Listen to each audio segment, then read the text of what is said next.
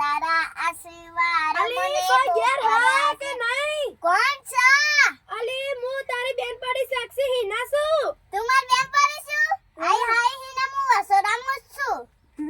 અલી સાક્ષી તું રસોડું બનાવશું? હોવા શું બનાવીશ રસોડામાં તે? દાય બા અલી સાક્ષી તને આવડે છે? હોવા માં દાદી બધું શીખવાડું. કોનું દેખા બનાવશું સાક્ષી? આજે માં મોમો બનાવશે. હા તાર મમ્મા મને શું શું બનાવી દે?